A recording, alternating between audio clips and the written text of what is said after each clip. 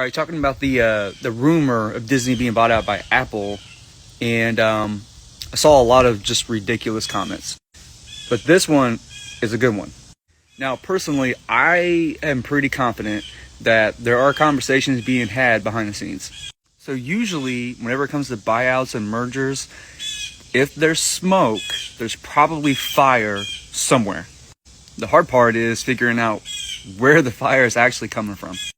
But if there weren't conversations being taken place behind the scenes, Bob Iger would not be saying the things that he's been saying out loud publicly.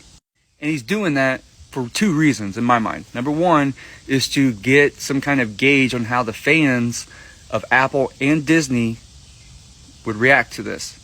And the second would be to generate some buzz around the Disney brand altogether. Now, there's a lot of different reasons why a buyout or a merger could fall through. And in my mind, this is the biggest reason as to why it would fall through if they did come to some kind of agreement. I did see some comments on my video talking about this would make Apple a monopoly, and it would. But the way the FTC works, if a company's trying to buy another company, they don't just say, hey, you can't buy this. It's not how it works. Instead, what they'll say is if Apple is really trying to buy Disney, they'll go to Apple and they'll say, hey, we're not going to allow you to buy the entire company of Disney, but you can buy this piece, this piece, this piece, and this piece. So in reality, if this were to happen, it'd probably look something like that.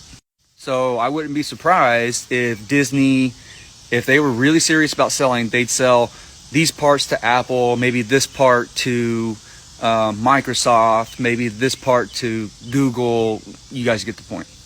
And actually, that might be the better route for Disney to go, because I think they'll probably get a lot more bang for their buck if they did that. And I also saw a lot of people say that, Walt Disney would be turning over in his grave.